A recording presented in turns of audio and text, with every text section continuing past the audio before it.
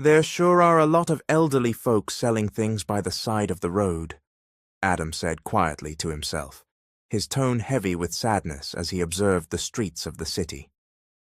He approached one of the elderly women and asked why they were selling on the roadside. The woman explained that they couldn't afford the rent for a stall at the downtown market.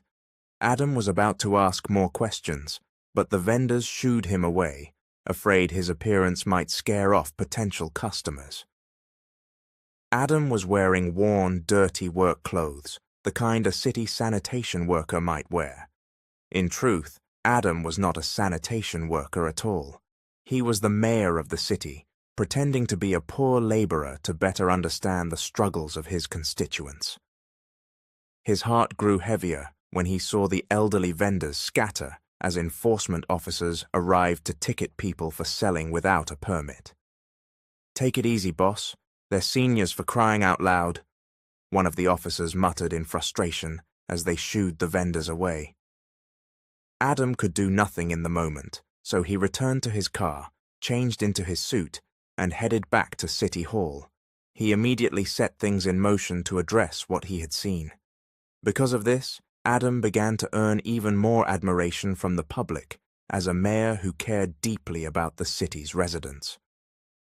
From that day forward, he often disguised himself as a sanitation worker to walk the streets incognito and see firsthand what problems needed solutions. One day, after spending hours working alongside real sanitation workers, Adam sat on the curb outside a small bakery, exhausted and hungry. He decided to buy something to eat, but the bakery staff refused him service because of the way he smelled. Disheartened, Adam sighed and turned to leave. "Hey, wait a second," a woman's voice called out from behind him. Adam turned to see a young woman jogging toward him, slightly out of breath. "What is this?" Adam asked, furrowing his brow as she handed him a small paper bag. "It's bread. I was going to have it for my snack later, but you should take it. You look like you could use it," she said, with a warm smile. Adam smiled back and thanked her, sitting down on a nearby bench to eat. The woman lingered, watching him with a friendly expression, and struck up a conversation. "Thank you," Adam said between bites. "It's no problem," she replied. "If you're ever hungry, just stop by here. I'll give you some bread for free." "I'd feel bad about that. At least let me pay you next time." "What's your name?" Adam asked. "I'm Emily," she said kindly. "I work here at the bakery." They chatted until Emily's break ended and she returned to work. Adam walked back to his office with a smile, not realizing his friend and chief aide, Ben, was already waiting for him. "That's quite a smile you've got. Something good happen?" Ben teased. "I met someone today," Adam admitted. "She's incredibly kind and beautiful. I can't stop thinking about her face." "Aha! Love at first sight, my friend," Ben grinned. "So, you went undercover to see the state of the city, and instead you found someone who caught your attention?" Adam chuckled and told Ben the whole story. Ben was impressed that Adam had met a woman with such genuine compassion for others. The next day, Adam found himself walking past the bakery again, though he hadn't planned to. It was as if his feet had a mind of their own. He glanced inside, but didn't see Emily, and felt a wave of disappointment as he started to walk away. Suddenly, he bumped into someone. "Ow! Hey, watch where you're going!" the woman exclaimed. "Oh, Emily, sorry, I didn't see you," Adam said quickly. "It's fine," she replied. "Are you here to get some bread? You're in luck, we've got something fresh out of the oven. Try it." Adam reached into his pocket. "Sure, here's the money." Before he could finish, Emily dashed back into the shop to grab the bread. When she returned, Adam handed her cash, but she waved it away. "Just keep it, Adam. Spend your money on something else," she said with a smile.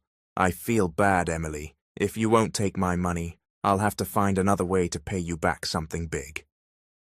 "Really? I'll hold you to that," she replied, still smiling. From then on, Adam stopped by the bakery regularly, not just for the bread, but to see and talk with Emily. She enjoyed their conversations, sometimes wondering why a man like Adam worked such a tough, low-paying job, though she never asked, not wanting to pry. One afternoon, Adam asked, "Emily, would you like to go out this Saturday?" "Sure. What, are you going to take me on a date?" she teased. "If that's okay with you." "Of course, I'm free on Saturday," she said, smiling. "Great, let's meet here before noon. I'll buy you lunch." Emily beamed, excited at the thought of having someone to explore the city with. In truth, she wasn't originally from this area, so she was glad to have Adam as both a friend and soon-to-be companion for the day. When Saturday came, Adam took Emily to a modest restaurant. Emily, however, grew nervous, worried Adam might spend too much on her. "Are you sure this place isn't expensive?" she asked. "I don't get paid until next week, so I can't help cover the bill." "Don't worry, the prices here are reasonable," Adam assured her. But when Emily glanced at the menu, her eyes widened. She leaned toward Adam, shielding the menu from view. "What's wrong? Don't you like the food here?" Adam asked. "The food looks great, but these prices," she whispered. Adam laughed. "Don't worry about it. I wouldn't bring you here if I couldn't afford it." "Well, okay, I'll just order something small, and if we can't cover it, I'll wash the dishes," she joked. "Trust me, you won't have to." Eventually, Emily gave in and ordered a meal. When the food arrived, it looked so delicious she couldn't help but dig in. They enjoyed their lunch together, though Emily still felt a twinge of anxiety about the bill. When it came, she nearly choked at the total. Adam paid it in full, without hesitation. "Wait a second, are you rich?" Emily asked, stunned. "What? No. Of course not," Adam replied with a laugh. "Then how'd you pay for that?" "I told you I wanted to treat you. I live alone, so it's okay to splurge once in a while, especially for good company." Emily smiled softly. "Well, thank you for including me in your once in a while." Adam smiled back, feeling a warmth in his chest. Their friendship continued to grow. Emily admired Adam deeply. Despite what she believed was his modest income, he somehow managed to save enough to take her out once in a while. Sometimes, though, their plans fell through because Adam became busy with his work as mayor, something Emily didn't know. One day, Emily began to suspect Adam was hiding something from her. "Where have you been? You haven't shown up for work in days," she asked him one afternoon. "Are you okay?" "I'm fine. I've just been dealing with some other things," Adam replied. "Don't worry, I'm not seeing anyone else. You're the only one." He said it with a playful smile. Emily's cheeks flushed, and she swatted his shoulder lightly. She pouted, telling him he didn't need to say things like that, especially if he was meeting other women, because it wouldn't bother her. "So, you want me to see other women?" Adam teased, raising an eyebrow. "Why not?" "It's not like I'm your girlfriend," she said, but her voice faltered. "Ha, you're hesitating," Adam teased again. "Stop it and go," Emily said, rolling her eyes, though a smile tugged at her lips. Adam laughed and waved as she went back inside the bakery. In truth, Adam was swamped with new city projects. Hiding things from Emily was becoming harder because she seemed to sense when he wasn't being honest. Meanwhile, Emily found herself increasingly unsettled at the thought of Adam spending time with another woman. She didn't understand why it bothered her so much, only that it did. One afternoon, Adam's aide, Ben, remarked, "Seems like you and that bakery girl are getting pretty close." "I hope so," Adam admitted. "I've got a good feeling she likes me too." "Well, I'm happy for you, man. But how long are you going to keep hiding your real identity from her? If you wait too long, this could blow up in your face," Ben warned. "I know," Adam sighed. Every time I try to tell her, the words just won't come out. If I were you, I'd do it now before it's too late. Once she finds out on her own, you might lose your shot, Ben said seriously. Adam fell silent, thinking hard about how he might finally tell Emily the truth. The next day, Adam nervously waited outside the bakery for her shift to end. He hadn't stopped by all afternoon, but now that closing time was near, he decided he had to see her and tell her everything. "Adam, what are you doing here?"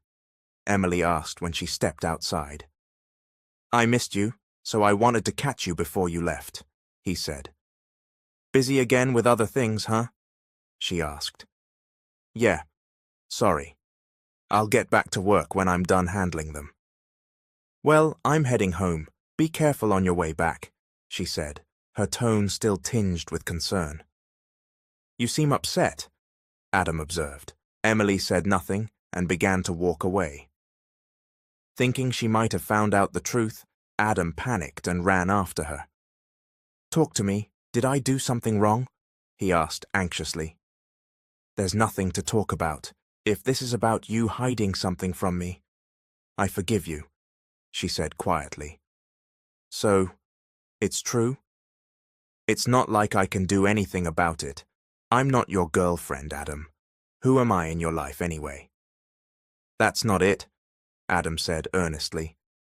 "I didn't tell you because I was afraid you'd see me differently or lose trust in me. From the start, Adam, I accepted you for who you are. I just wish you'd told me so I'd know we were feeling the same way about each other," Emily replied.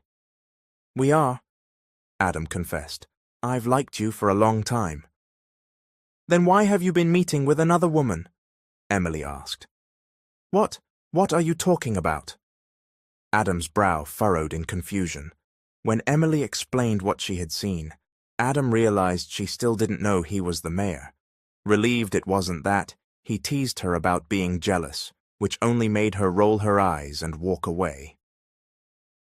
"Emily," he called after her, but she kept going until finally she stopped and turned back, smiling slightly.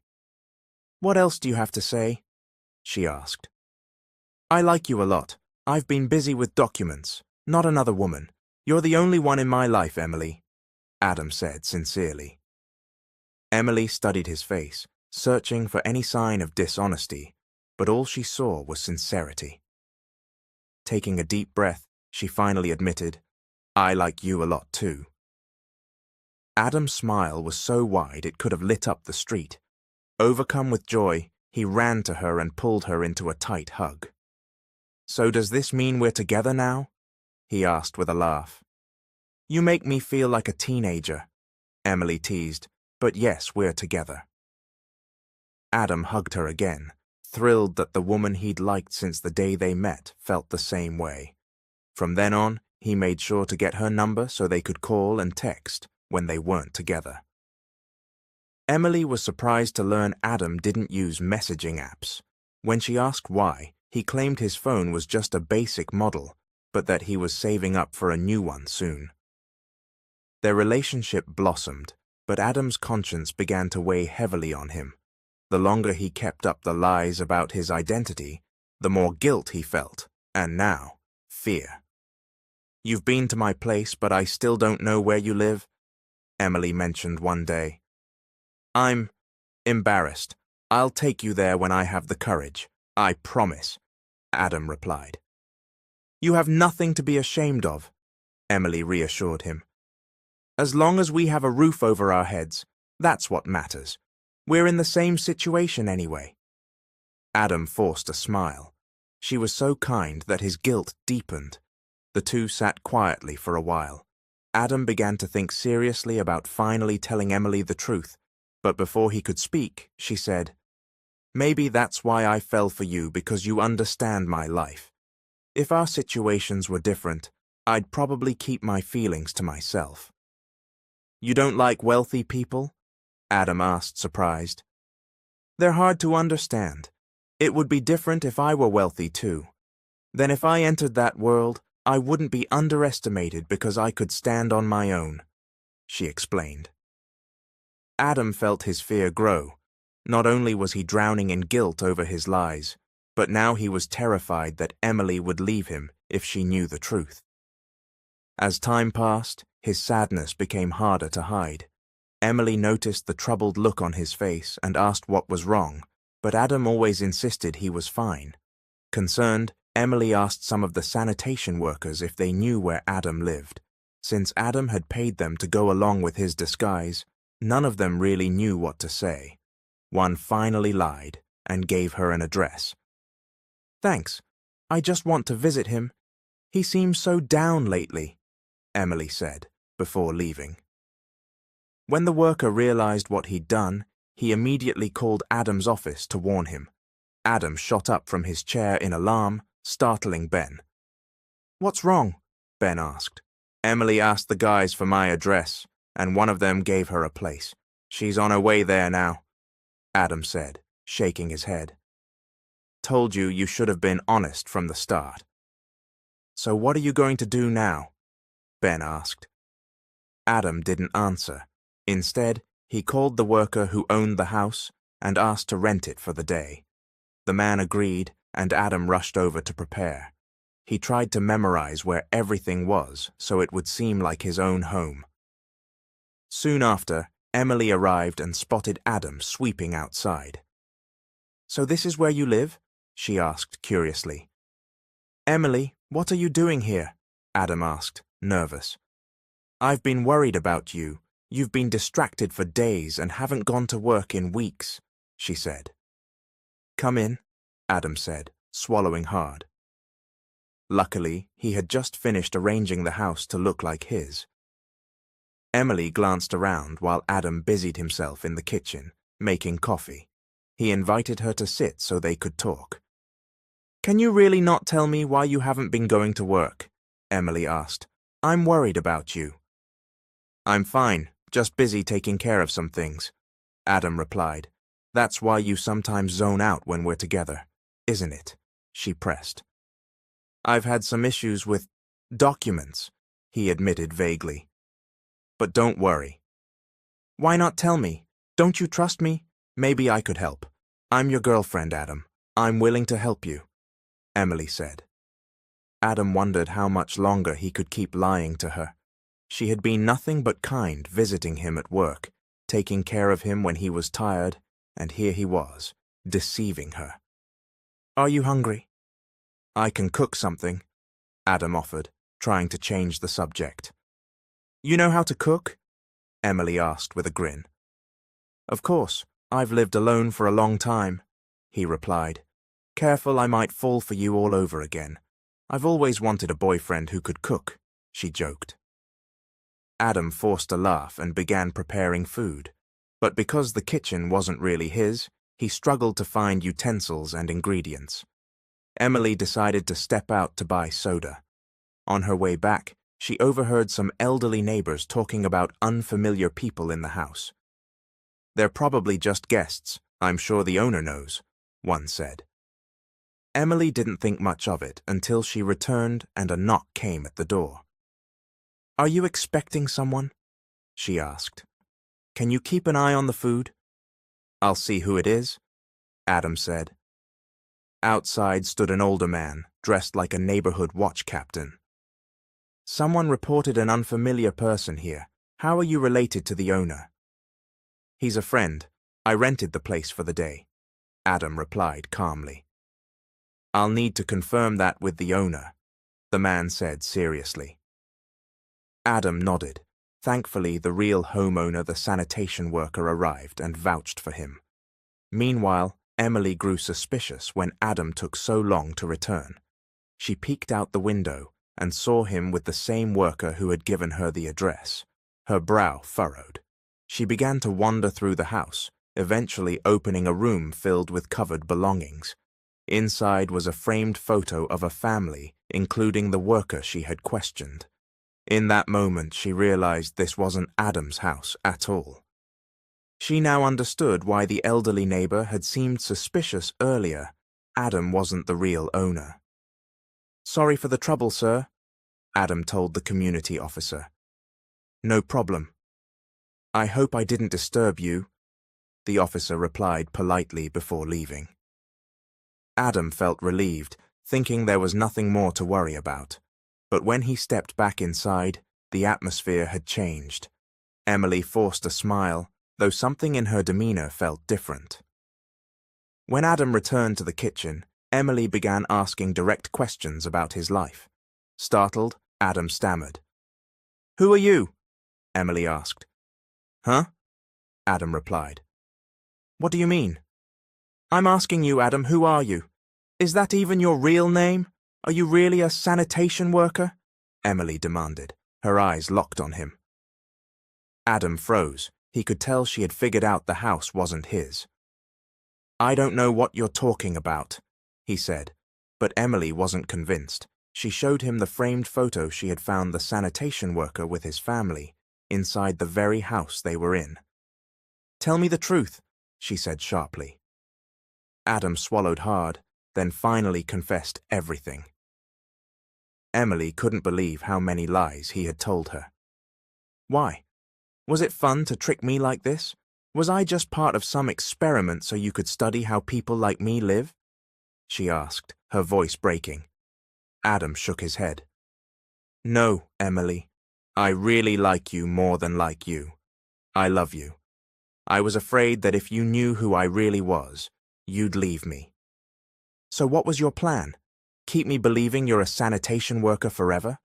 Do you think your lies would keep me from leaving?" she shot back. "I'm sorry. Please forgive me," Adam pleaded. "How can I forgive you when I don't even know who you really are? For months you made me believe we were the same, that you were just an ordinary guy like me. And now I find out the man I fell in love with is someone powerful." Adam tried to get closer, begging her to understand. But Emily was overwhelmed. She felt like their entire relationship had been a lie. Tears streamed down her face as she pushed him away, grabbed her bag, and ran out the door. Adam chased after her into the street, but she quickly hailed a cab and was gone. He didn't give up. He went straight to her apartment and knocked loudly. Even as heavy rain poured, he stayed outside, calling her name. "Please forgive me. I never meant to hurt you. I was just scared I'd lose you if you knew the truth," he shouted. "Leave! I can't see you or hear your voice right now," Emily cried from inside. "Just give me one more chance. We've been together for months, and not once did I mean to deceive you out of malice. Every time I tried to tell you, fear got the better of me," Adam pleaded. Emily didn't answer, only sobbed behind the door until she eventually fell asleep. Emily woke in the middle of the night and remembered Adam was outside in the rain. Thinking he might have left, she got up to get a drink from the kitchen, but then she heard a faint voice from beyond the door. Her eyes widened, and she quickly opened it. "What are you doing here? You're soaked," she said in alarm. "I'm not leaving until you talk to me," Adam replied firmly. "It's pouring. Get inside," she insisted. "I'm sorry, Emily. Please don't leave me. Forgive me," Adam said, his voice raw. Emily bit her lip, fetched dry clothes for him, and made coffee to warm him up. She noticed he felt feverish. Even after he changed and showered, his temperature was still high, so she made him lie down in her bedroom.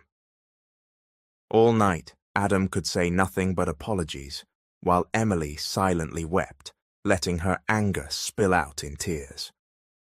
A few days later, Adam was finally well enough to eat and stand without feeling dizzy. "You're leaving already? You just recovered," Emily said. "Sorry, but I've been gone from City Hall too long. They're probably looking for me," Adam replied. "But you said you already called your secretary," Emily reminded him. "I did, but I'm sure my work is piling up. I probably have a mountain of things to catch up on," he said. Emily felt a pang of worry. Since Adam had gotten better, their days together had been peaceful. Neither of them had brought up their earlier conflict, and neither had tried to discuss it. "I'll call you later or come back tonight," Adam said. "You'll come back?" she asked. Adam nodded. He didn't need to explain further. She understood what he meant. He knew he was at fault, but didn't want them to simply bypass the problem without truly resolving it. Still, Emily feared what their future might look like if she forgave him and continued their relationship. Their lives were too different. Determined to address things, she cooked a meal and brought it to his office. "Can I help you?" Ben asked kindly when she arrived. "I'd like to see Adam, if I can," she said. "Mayor Adam?" Ben clarified. "Sorry, there are two Adams here. I'm his secretary. Come on, I'll take you to his office." Emily followed. When they arrived, she saw Adam pacing, clearly exhausted. Ben explained he had just come back after several days away and was scrambling to get up to speed. Emily felt a pang of sympathy, especially when she saw him coughing. "See, even a mayor can get sick like any other person," Ben said with a small smile. She understood what Ben was hinting at, that despite Adam's position, he was still just a man like anyone else. When she entered, Adam quickly straightened up, trying to hide any sign of fatigue. "I told you, you're not fully recovered," Emily said, concerned. "I'm fine. I just need to finish this meeting. Then I'll rest. I promise," Adam said gently. "All right, but eat the soup I brought you first," she insisted. Adam was overjoyed that she had come to his real workplace. After she left, he was surprised when she asked what he wanted for dinner that night. The thought made him smile, almost like a husband being cared for by his wife. That evening, Adam came home carrying flowers and a small ring box. Emily let him in, and they shared dinner happily. When they were done, Adam took a deep breath. "I want to talk about what happened," he said. Emily nodded and sat across from him. Calmly, Adam recounted everything: how he had started pretending to be a sanitation worker, how he met her, and what he had felt all along. Though it hurt to hear the truth again, Emily tried to understand, remembering Ben's words about Adam being human like everyone else. "I bought flowers and a promise ring for you," Adam said. "From now on, I won't lie to you. This ring is proof that no matter what happens, I'll keep you happy and protect you. You'll never be alone." Emily stared at the flowers and the ring, then looked into Adam's eyes. "Before I accept this, tell me you're sure about someone like me. I don't want to get hurt, Adam. I love you so much that I know it would devastate me if things ended badly," she admitted. "I promise, Emily. I'll choose you every single day, no matter what arguments or problems come our way," Adam said. Emily closed her eyes, taking a deep breath as if gathering strength. She smiled, accepted the flowers, and slid the promise ring onto her finger. Adam's face lit up, and he pulled her into a hug. Emily smiled at his reaction. Adam gently kissed her, and when he began to pull away, she tightened her arms around his neck. Adam's eyes widened, then softened when he saw hers closed again. He deepened the kiss, but soon felt his body grow warm and pulled back slightly. "It's getting late. I should go," Adam said. "Don't you want to stay?" Emily asked. "I do, but I don't want to do anything you're not ready for," he replied. Emily swallowed hard, unable to say that she wanted the kiss to continue. She simply nodded. Adam smiled, gave her another quick kiss on the lips, and left. She sighed and arranged the flowers he had given her. In the days that followed, their relationship settled into a comfortable routine. Adam focused on his work during the day, then headed straight to Emily's place for dinner in the evenings. They bonded over shared meals, laughter, and conversation. One night, however, Emily came home later than usual. She had gone out with co-workers to celebrate a birthday and ended up having a few drinks. "You're drunk? I didn't know you drank," Adam said when she arrived. "I usually don't. I tried to avoid it, but I couldn't get out of it this time." "Sorry," Emily replied. "It's fine. It's good for you to spend time with other people. There's nothing wrong with having fun with your co-workers, he reassured her. Really? You're not mad? She asked. I trust you, Adam said, pulling her into a hug. Emily smiled and told him she was lucky to have such a kind boyfriend. Emboldened by the alcohol, she kissed him deeply. Adam kissed her back, and soon their kisses grew faster and more intense. Emily climbed onto his lap as he sat on the sofa, unable to contain her longing. Adam swallowed hard, telling her not to rush things, especially while she was drunk, but she didn't listen and kept moving against him. His breathing grew heavier as he struggled to resist, but eventually he gave in. He gently laid her on the bed, their lips never parting. They both felt swept away by the moment. The next morning, Emily woke feeling exhausted. Adam told her to take the day off, joking that they had gone full force the night before. Later that morning, she surprised him by kissing him again, leading to another round. Will you be coming back here later, so I'll know how much to cook? Emily asked playfully. I'll call you, love, Adam replied. Come on, I'll walk you to work before I head to mine. Hand in hand, they left her apartment. From then on, their life together was happy. Adam suggested they move into his home, explaining that sometimes he needed to bring work back and her place didn't have enough room. At first, Emily refused, but seeing how hard it was for him to work in her small apartment, she eventually agreed. Living together felt peaceful at first, and Emily continued working at the bakery despite Adam's suggestion that she quit. But when the upcoming election drew near and Adam decided to run again, all eyes turned to him. Soon, everyone learned that his girlfriend was a bakery clerk. At first, it wasn't an issue until gossip began to spread, questioning whether someone like Emily was fit to be with the mayor. Emily began receiving judgmental stares and hurtful comments from people who supported Adam's candidacy. Can't you do something? Everywhere I go, people say I'm only with you because you're rich, that I'm using you to move up in life, Emily complained. After the election, I'll clear everything up. If I speak now, they'll twist my words and use them against me. Please, let's endure this together, Adam said. I can't take it anymore, Adam. Even when they're just buying bread from me, they say cruel things, Emily replied, her voice breaking. I'm sorry, Adam said. He tried to fix the public's perception, even asking Ben to speak publicly about their relationship. But just as Adam had feared, it was used against him, and Emily's job at the bakery became a weapon for his opponents. One evening, Adam came home to find Emily drinking. Why are you drunk? I told you to quit your job. Look what's happened, they've used it against me, he said sharply. Why are you mad at me? Is it wrong to work? Emily shot back. You don't understand. They'll use anything to destroy me. Just leave your job for now. You can go back after the election, Adam insisted. What if I don't want to? She challenged. What's that supposed to mean?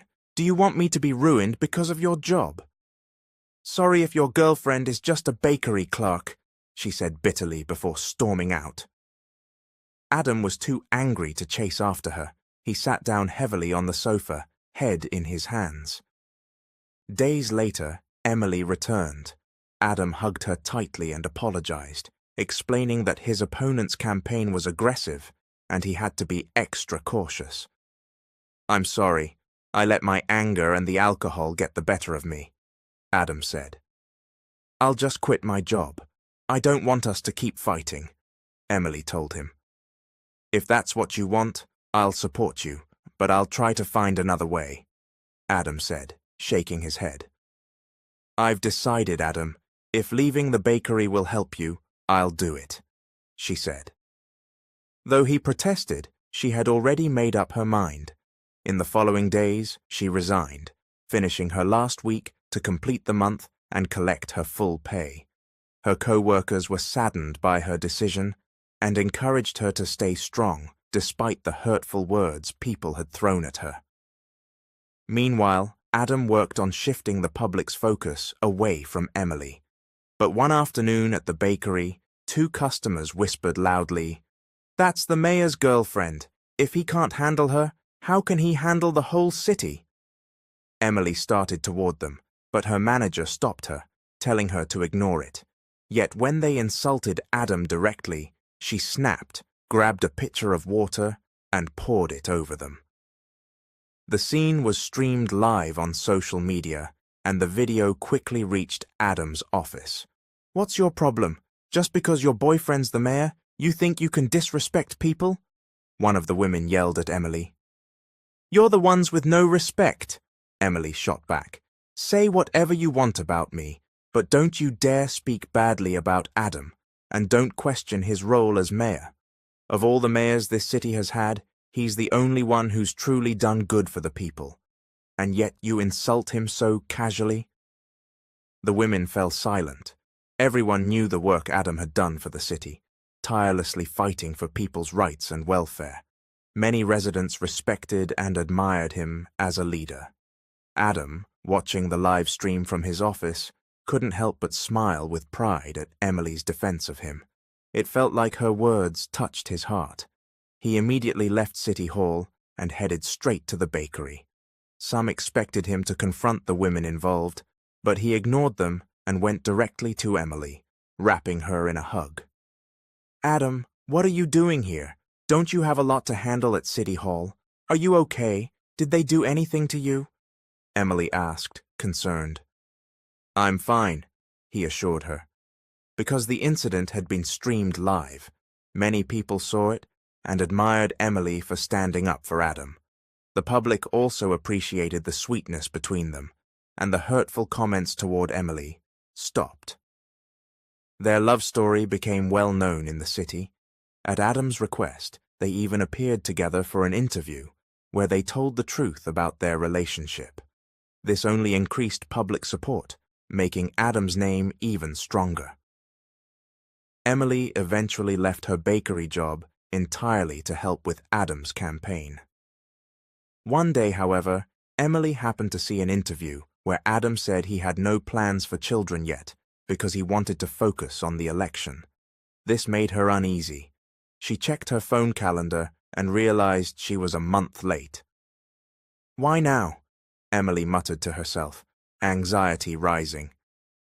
"I thought you were on the pill. You know it's election season," Adam said when she told him. "So what?" "It's not like you'll be the one taking care of the baby alone, I will," Emily replied. "And you think I could live with myself if you struggled?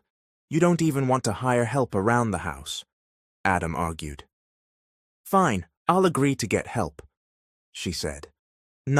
"This can't happen right now," Adam insisted, leaving Emily unsure of exactly what he meant.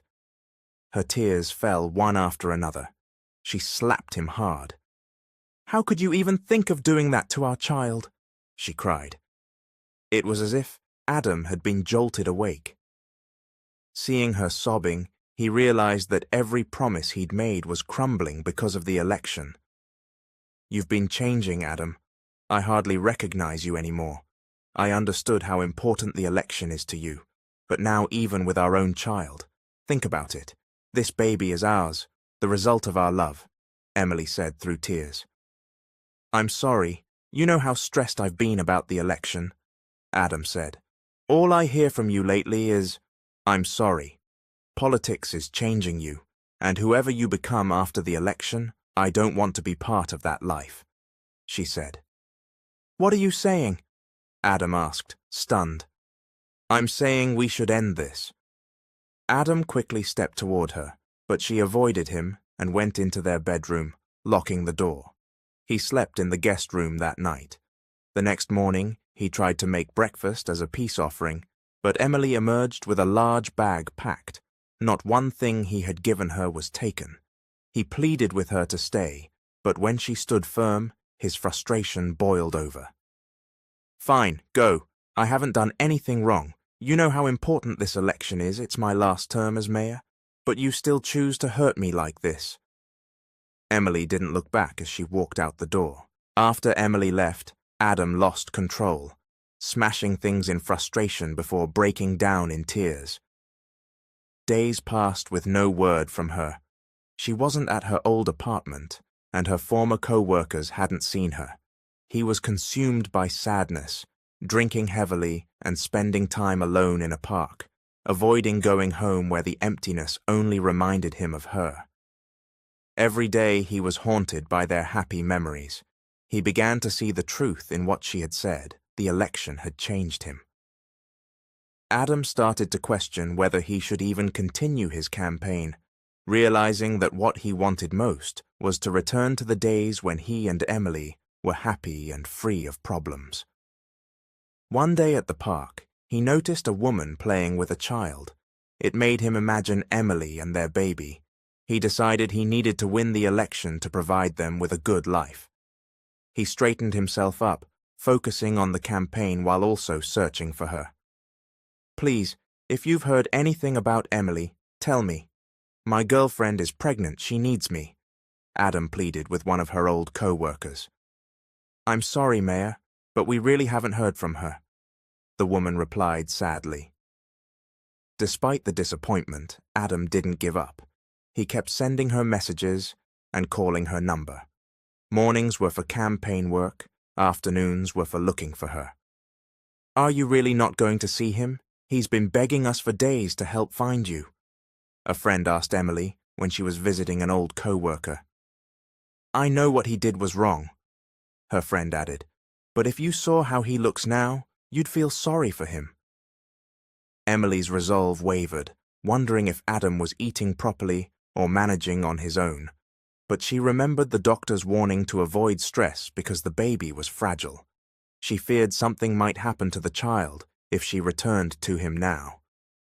"Just talk to him, Emily," her friend urged. "Even if it's only to tell him you're okay, it might give him peace of mind." "I'll write him a letter. Can you deliver it?" Emily asked. Her friend agreed, and the next day, when Adam stopped by the shop again, she handed it to him. In the letter, Emily told him not to look for her for now, assuring him she was safe. She wrote that she planned to return to her hometown and raise their child there. She suggested they talk again after the election and ended by saying she hoped he would win. Adam wept as he read her words. He buried his sadness during campaign events, forcing himself to smile and shake hands. But on the day when the candidates were to deliver speeches, he felt drained. "Mayor, what's your message to your supporters?" the host asked him again. "I just want to say, please forgive me, but I'm tired," Adam said into the microphone. The crowd murmured in confusion. Then he took a deep breath and continued. "I don't care whether I win or lose. None of it matters if I can't be with my girlfriend, Emily. I made mistakes. I chose the election over her feelings, and I failed to protect our child. I promised her I'd choose her every day and make her happy, and I intend to keep that promise. I'm going to find her now, and I'm not coming back until I do. Goodbye." He ran off the stage, immediately seeking out the woman who had given him Emily's letter. She told him Emily was at a bus terminal, preparing to leave for her hometown. Adam wasted no time, racing to every terminal he could think of until he reached the last one. He showed Emily's photo to the bus conductors, asking if they had seen her. One told him she had boarded a bus. He sprinted toward it, but it had already pulled away. Out of breath, he dropped to his knees in frustration. Meanwhile, Emily, who had just watched Adam's speech on her phone, stood up in the aisle and asked the driver to stop the bus. Adam's heart leapt when he saw the bus slow down and come to a halt. He forced himself to his feet, running toward it. Then he saw her step down onto the pavement. "Adam!" Emily called out in surprise. "I thought you'd given up on me. Did you chase the bus?" "You don't know how scared I was, thinking you were gone for good," Adam said, struggling to catch his breath. Once he could stand steadily, he walked quickly to her and pulled her into a tight embrace, tears streaming down his face. He kissed her cheeks and then knelt to kiss her belly. From his pocket, he took out a small box. Emily gasped. covering her mouth with her hands. I could lose everything, but not you. Not you and our child. I'm sorry for hurting you over and over. I'll do everything I can to be a good husband and a good father. I love you, Emily. I realize now my dreams mean nothing without you. Will you marry me? Emily's tears fell freely as she nodded again and again. Yes, Adam. I love you too. He slipped the ring onto her finger, then lifted her off the ground and spun her around. People nearby clapped, moved by the scene that felt straight out of a movie. The next day, Adam didn't expect to win the election. He had already accepted the possibility of losing. But when the results came in, both he and Emily were stunned Adam had won. Emily jumped for joy, while Adam stood frozen, unable to believe it. After the election, he worked even harder as mayor, balancing his duties with supporting Emily through her pregnancy. They agreed to marry once their child was old enough to walk down the aisle as a flower girl. I think it's time, Emily said one day, her voice serious. Are you sure? Let me get the car, Adam replied quickly. Not yet, Emily said with a smirk. False alarm. Emily, Adam groaned, don't joke about that. When her due date came, Adam decided to work from home. Since Emily still wasn't comfortable hiring help, he wanted to be nearby in case she needed anything. One night she felt abdominal pain, but it eased, and she fell asleep until early morning when she woke to a wet bed. Adam sat up, alarmed, telling her they'd sleep in the guest room and have the mattress cleaned. That's not water, Emily told him. My water broke. I'm in labor. Adam's eyes widened. He scrambled out of bed so quickly he tripped over the blanket. Still panicking, he called his driver, gathered clothes for Emily, and carried her to the car. At the hospital, he grew pale at the sight of blood, but stayed by her side. Push, Mom, I can see the head. Just a little more, the doctor encouraged. Curious, Adam glanced, then immediately turned away, focusing on holding Emily's hand instead. Soon, the sound of a baby's cry filled the room. Overjoyed, Adam started toward the nurse, but Emily suddenly gripped his hand again. They hadn't expected it. They had twins. Congratulations, it's a boy and a girl, the doctor said. Overwhelmed, Adam fainted on the spot. When Adam woke, he found himself in a chair in Emily's hospital room. She was holding both babies, smiling through tears. Good morning, sleeping beauty, Emily teased. Come here, look at our children. I fainted because of the blood, and because I haven't slept, Adam muttered. I didn't ask, Emily said with a small laugh. Hurry, look, they look just like you. Adam approached slowly, picking up one of the babies while holding the other's tiny hand. Tears welled in his eyes as he kissed Emily's forehead in gratitude. A wave of guilt washed over him as he thought about the time he'd considered not wanting the child. He silently thanked Emily for fighting for their babies, realizing that without her strength, he wouldn't be holding these angels now. Years passed, and Adam and Emily finally married. When Adam's term as mayor ended, he ran for Congress and won. Their twins grew up respectful, God-fearing, and well-mannered. When Adam later became a senator, Emily became pregnant again. They feared another set of twins, but were relieved when it was only one boy this time. Life as a family of 5 was filled with love and joy. Whenever disagreements arose, Adam and Emily made it a point to calm down before discussing them. Their children grew up happy, smart, and compassionate, admired by many for their good character.